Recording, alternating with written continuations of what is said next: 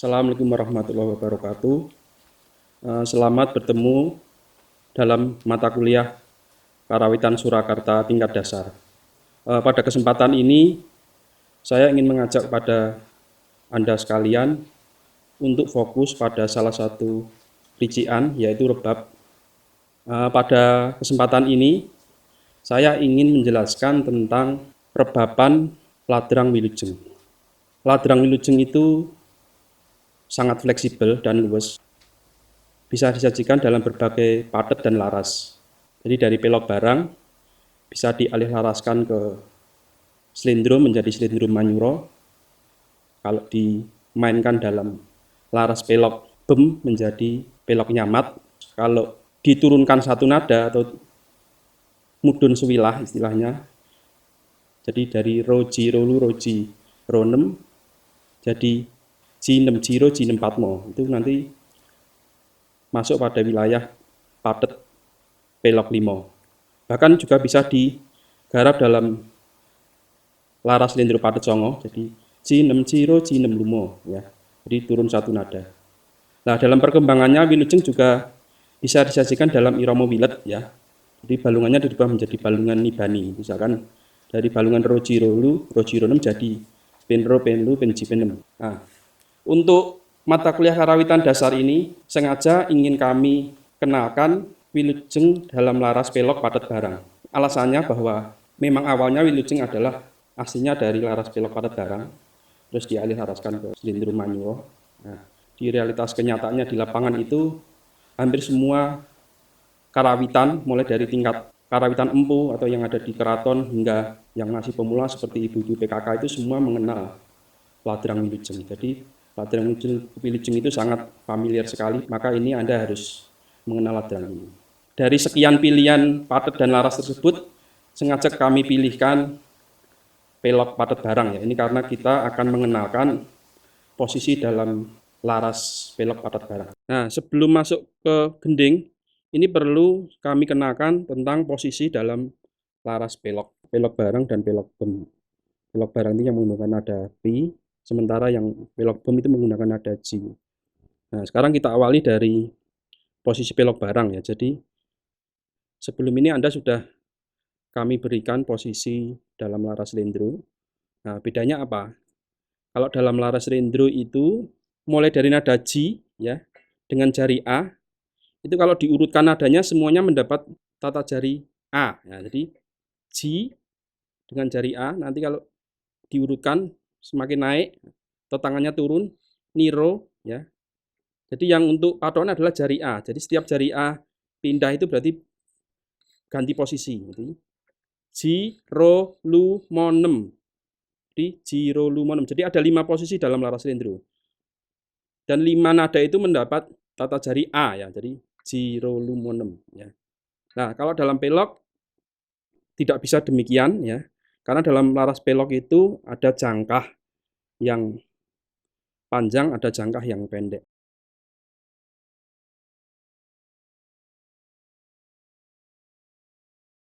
Jangkah yang panjang itu kalau kita kaitkan dengan kodrat driji kita ini tidak sesuai, ya. Sekarang kita masuk ke bicara tentang kodrat driji, ya. Yang kita mainkan adalah 4 jari ini.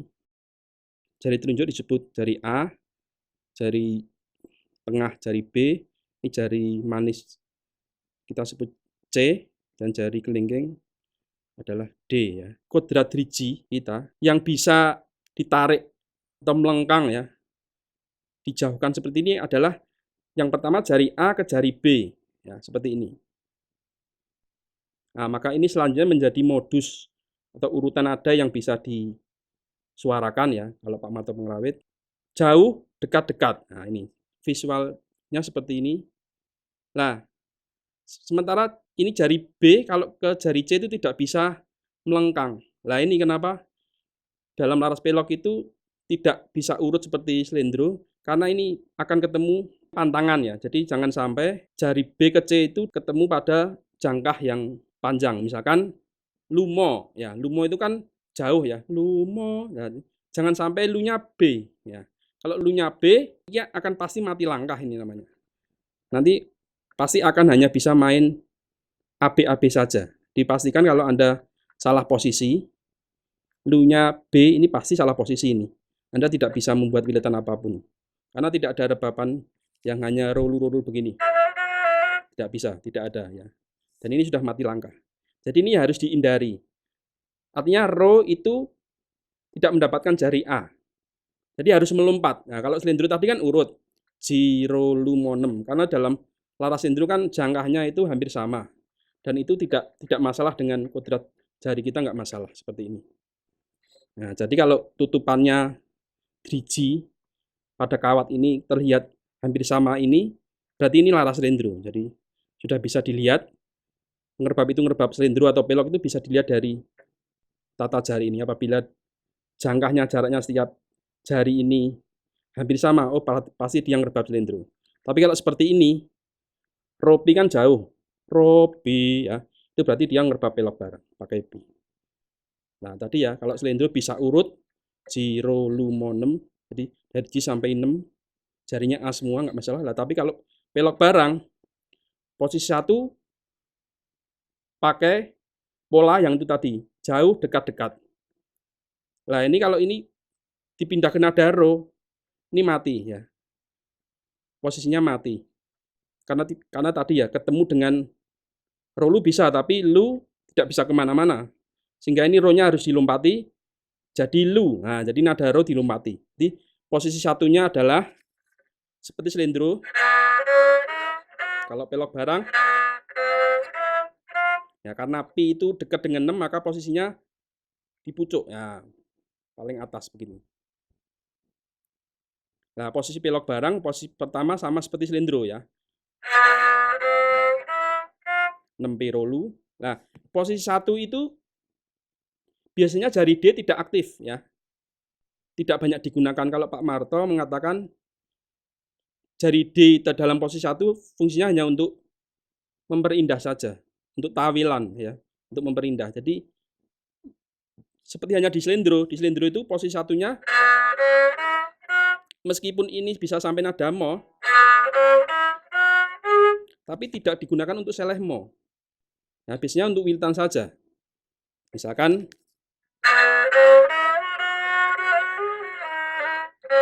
dia hanya untuk variasi saja. Jadi tidak baku dia. Nah, demikian juga dalam pelok barang. Posisi 1 tuh permainannya hanya 3 jari ini yang pokok. Pi, ro, lu ya. ABC saja.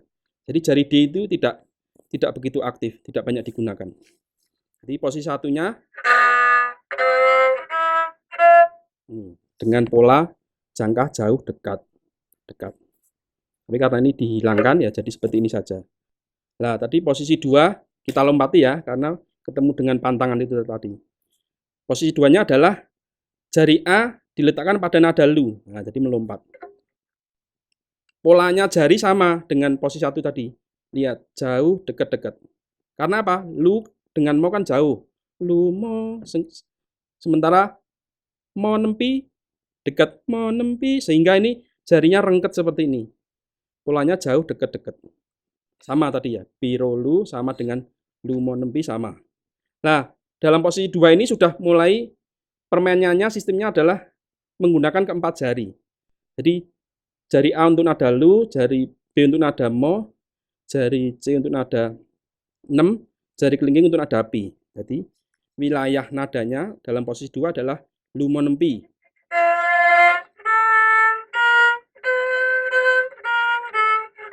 Nah, lu mo nempi pi nemo lu ya.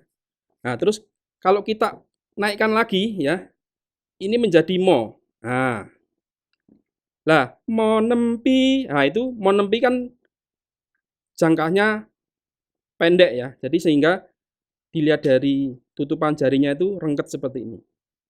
Nah, ini polanya kebalikannya dari tadi. Yang posisi 1 adalah jauh, dekat-dekat.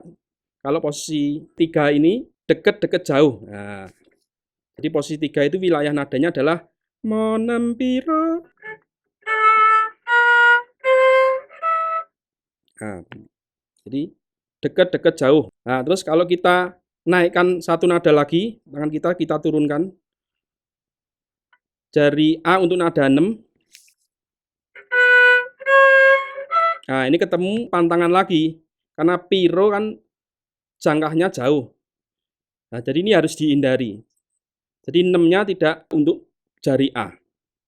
Jadi langsung melompat ke pi. Nah, kalau posisi pelok barang itu yang dihindari adalah ro, tidak ada ro A, jadi dari pi A langsung lu-nya A. Terus posisi ketiganya monem piro ya, polanya dekat-dekat jauh. Terus 6-nya dilompati. Jadi yang harus dilompati adalah nada ro dan 6. Nah, sehingga posisi terakhir, posisi keempatnya dalam pelok barang itu piro lupat ya. Nah, piro lupat. Nah, ini sebenarnya sama dengan posisi 1 ya. Piro lu. Nah, tapi ini bisa untuk nada pat cilik ya. Tapi posisi ini sangat jarang digunakan piro lupat. Kalau balungan gendingnya tidak ngambah nada lu atau nada pat, ini jarang dipakai posisi piro lupat. Jadi posisi yang paling laris ya, yang paling banyak digunakan itu tentu saja posisi 1 karena wilayah hamba-hambanya adalah mulai dari ro gede ya. Slendro ini nada umbaran. Umbaran itu artinya dilepas. Jari kita semua dilepas. Nah, nada umbaran ini artinya bisa berarti nada 6 atau nada ro. Karena stemannya adalah 6 ro. Ini kawat cilik, kawat kirinya 6, kawat kanan, kawat gedenya ro. Jadi kembyong kan. Jadi kalau disenggreng, nah ini bisa artinya bisa digunakan untuk nada 6 gede atau nada ro. Nah, cakupannya wilayah posisi 1 adalah sama dari nada ro,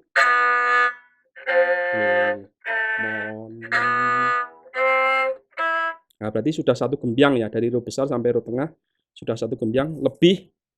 Nah, masih sisa 2 jari ya. Ini otomatis jari C ini untuk nada lu ya, jadi lebih satu gembyang lebih satu nada. Nah, sehingga tapi jari D ini tadi tidak digunakan ya. Nah, ini kalau dimaksimalkan ini hanya mencapai nada pat. Nah, padahal dalam pelok barang itu nada pat itu fungsinya sebagai pengganti nada mo. Jadi piro lupat. Jadi tidak ada piro lupat mo, tidak ada. Jadi kalau ada pat berarti mo-nya tidak ada. Tapi kalau pakai mo berarti pat-nya tidak ada.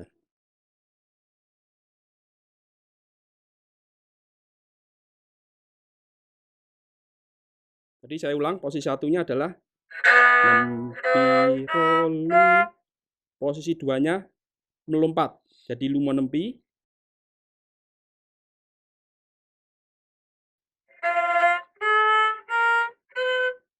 Nah, posisi ketiganya menjadi mo 6 piro.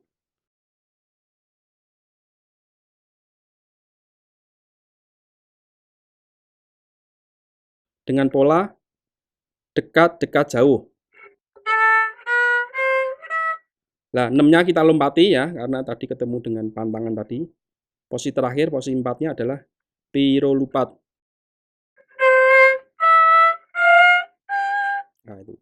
Nah, ini tolong diingat ya. Itu posisi dalam laras pelok padat bareng. Nah, sekarang kalau kita terapkan pada posisi dalam laras pelok padat bem, artinya pi-nya tidak digunakan, tapi kita ganti dengan nada G. Nah, 6 ke G itu kan jauh, sehingga G-nya letaknya di sini. Nah, kalau pelok barang tadi kan di pucuk ya, di atas. Kalau slendro kira-kira ya di tengahnya ini. Nah, kalau pelok bem jirolu itu pasti rengket seperti ini ya, karena jangkahnya jirolu itu kan dekat. Jirolu ya, jadi rengket. Nah, ini sama juga seperti slendro, cuma bedanya tadi ya, tutupan jangkahnya, tutupan driji tadi. Kalau pelok barang. Nah, terus posisi 1-nya pelok bem sama 6 jirolu ya. Ini juga sama tadi. Jari D selalu tidak digunakan dalam posisi 1. Terus nah, kalau tadi pelok barang ro-nya itu dilompati, untuk pelok bem ro-nya digunakan. Karena urutan nadanya dalam pelok bem atau salah satu modus yang disampaikan dalam buku pengetahuan karawitannya Pak Marto itu ro pat mo 6 itu ada. Jadi lagu ro pat mo 6 itu ada. Sehingga ro-nya bisa digunakan. Karena ro ke pat itu kan jauh. Ro pat mo 6 sehingga polanya itu jauh, dekat, dekat. Kalau tadi posisi 1 kan dekat-dekat begini. Nah, posisi 2-nya ro 4 mo 6 jauh, dekat, dekat. Ya. Di posisi 2-nya. Nah, ini sebenarnya sama dengan posisi pelok barang lu mo 6 pi ya. Nah, itu kalau saya turunkan satu nada jadi ro 4 mo 6 ya. Sama, jadi hanya saya geser. Ya. Kalau tangan saya naikkan, otomatis jadi ro 4 mo 6. Kalau saya naikkan satu nada, jadilah lu mo 6 pi. Polanya kan sama tadi. Dilihat dari jarinya ini, jauh, dekat, dekat. Jadi posisi 2-nya adalah ro 4 mo 6. Posisi ketiganya dinaikkan satu nada jadi lu mo 6 G. Ya. Nah, ini polanya adalah jauh, dekat, jauh. Nah, sehingga dalam tata jari, pola jari kita hanya ada 3 macam ya. Ya, ini tolong diingat. Yang pertama adalah jauh, dekat, dekat. Pola yang kedua, ini didekatkan, ke sini dijauhkan menjadi dekat, dekat, jauh. Nah, pola yang ketiga adalah ini dijauhkan menjadi jauh, dekat, jauh. Jadi kodrat jari kita hanya ada 3 pola itu. Nah, itu kita sesuaikan dengan jangkah dalam laras pelok ya. Kita lanjutkan ya. Jadi posisi 3-nya adalah tadi lu mo 6 G. Nah, polanya adalah jauh, dekat, jauh. Nah, tapi kalau dalam pelok bem itu, nada pat itu fungsinya sebagai nada alternatif pengganti nada lu. Sehingga dalam posisi 3 ini bisa lagunya bisa lu mo 6 G atau pat mo 6 G. Nah, ini tinggal begini. Kalau mau lu mo 6 G ya berarti jari A-nya dijauhkan dengan jari B ya. Sehingga jadi lu mo. Tapi kalau mau pat dekatkan dengan mo otomatis jadi pat. Jadi dalam posisi 3 itu ada 2 urutan nada, lu mo 6 G atau pat mo 6 G. Ini harus milih salah satu, pakai lu mo 6 G atau pat mo 6 G. Ini tidak bisa dicampur.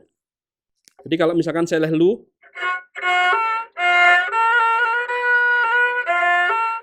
berarti saya pakai lu mo 6 G. Tapi kalau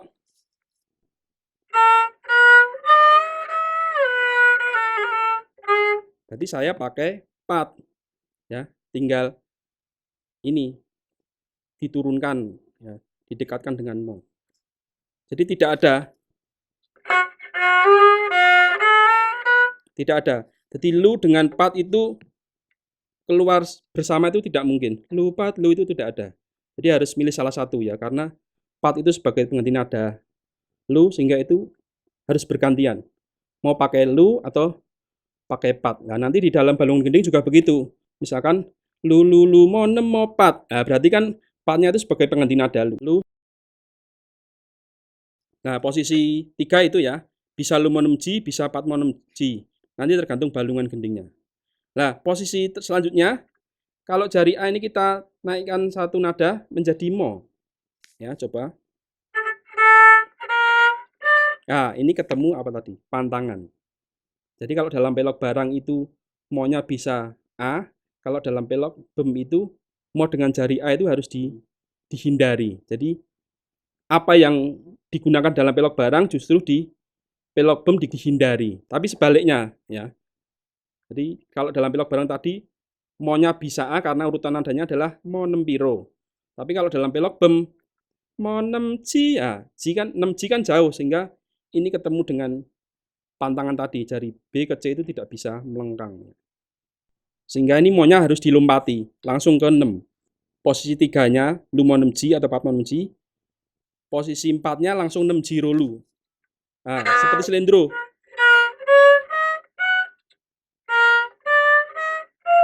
Dalam posisi 4 ini polanya adalah 6 G rolu, jauh, dekat, dekat. Nah, jadi kesimpulannya adalah dalam laras selendro itu ada 5 posisi ya. Karena 5 nada itu semuanya mendapatkan tata jari A. Tapi sementara dalam pelok karena ada nada-nada yang harus dilompati, karena ketemu jari BC itu kan kodrat driji kita, jari kita tidak bisa melengkang, itu harus menghindari jangkah panjang ya. Nah itu makanya dalam posisi pelok itu hanya ada 4 posisi, baik pelok barang maupun pelok bom itu sama ada. Itu pengantar tentang posisi ya. Nah sekarang kita